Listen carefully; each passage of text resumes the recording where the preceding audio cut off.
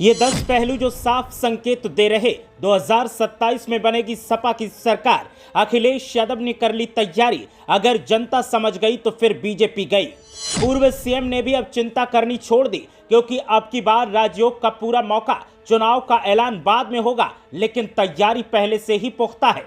कौन कौन से वो 10 पॉइंट हैं जिनकी वजह से अखिलेश यादव एकदम आश्वस्त दिख रहे हैं, आप भी देखिए और समझिए क्या कहता है सियासी गणित। उत्तर प्रदेश में 2027 में विधानसभा चुनाव होंगे, लेकिन चुनावों से पहले ही सियासी तारकशी का दौर जारी है। एक तरफ बीजेपी हैट्रिक का सपना देख रही है, तो दूसरी तरफ सपा का दावा है कि अब की बार तो सुल्तान हमारा टीपू ही बनेगा। आज हम आपको 10 वो पॉइंट बताएंगे जिनके आधार पर उत्तर प्रदेश में साइकिल की रफ्तार बढ़ने के पूरे संकेत हैं। साथ ही सियासी गणित क्या कहता है वो भी आपको पता चल जाएगा। वैसे तो अखिलेश यादव चुनावी तैयारियों में अभी से लगे हैं, लेकिन वो इन पॉइंट्स को देखने के बाद थोड़े आश्वस्त नजर आ रहे हैं। तो फिर देर न करते हुए आपको भी उन्हीं पहलुओं के बारे में बताते हैं जो अब की बार उत्तर प्रदेश में सत्ता परिवर्तन का दावा कर रहे हैं। अखिलेश यादव को उम्मीद है और सियासी संकेत भी हैं कि योगी सरकार के 10 साल के कार्यकाल के बाद 2027 में एंटी इनकम्बेंसी हावी होगी। रोजगार के मुद्दे पर लगातार योगी सरकार को अखिलेश यादव असफल करार दे रहे हैं और युवा इस बात से सपा की तरफ झुक रहे हैं। सपा की तरफ से विधानसभा उपचुनावों में अधिकारियों को सरकार के समर्थन में खड़ा रहने का दावा किया है।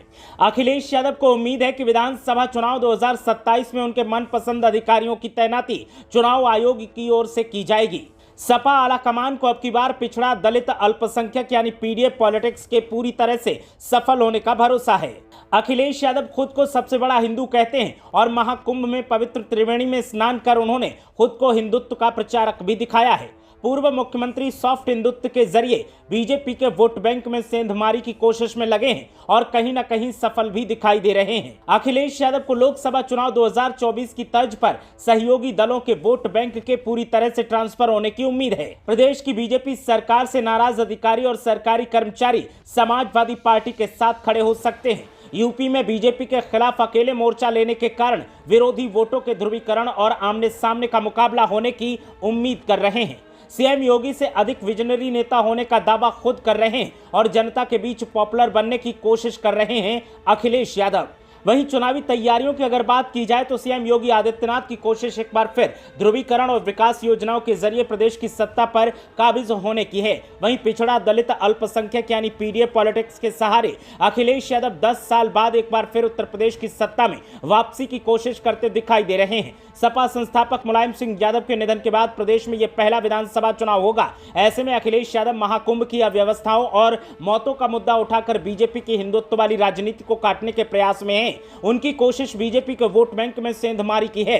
लोकसभा चुनाव 2024 के दौरान समाजवादी पार्टी के गठन काल से चले आ रहे माए यानी मुस्लिम यादव समीकरण से आगे बढ़ते हुए अखिलेश यादव ने पिछड़ा, दलित और अल्पसंख्यक समाज को जोड़ने वाली राजनीति शुरू की। लोकसभा चुनाव 2024 के दौरान मुस्लिम और यादव उम्मीदवारों की संख्या में कटौती कर समाजवादी पार्टी ने पिछड़ा, दलित और अल्पसंख्यक उम्मीदवारों पर भरोसा जताया। इसका परिणाम उन्हें ऐतिहासिक सफलता के रूप में देखने को मिला। 1993 में गठित समाजवादी पार्टी का 3 दशक बाद पहली बार 37 लोकसभा सीटों पर जीत मिली। विधानसभा चुनाव 2027 में अखिलेश यादव इसी समीकरण के सहारे आश्रय चुनावी राजनीति को साधने की कोशिश करते दिखेंगे। इसकी तैयारी राज्य स्तर पर शुरू कर दी गई है। मिल्कीपुर विधानसभा सीट में हुए उपचुनाव के दौरान हार मिलने के बाद पिछले दिनों वहां पीडीएफ पंचायत का आयोजन हुआ। समाजवादी युवजन सभा की ओर से आयोजित पीडीएफ पंचायत में दावा किया गया कि प्रदेश की जनता अखिलेश यादव की तरफ उम्मीद से देख रही है। 2027 में अखिलेश यादव फिर से उत्तर प्रदेश के मुख्यमंत्री बनेंगे। नेताओं ने इसके लिए कमर कसने का ऐलान कर दिया। दरअसल लोकसभा चुनाव 2024 के बाद से हुए 10 विधानसभा उपचुनाव में से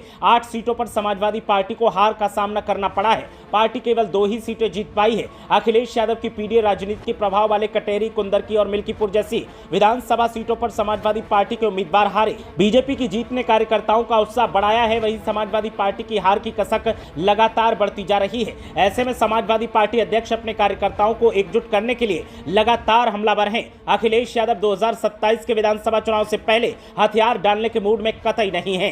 ब्यूरो रिपोर्ट, मीडिया हलचल।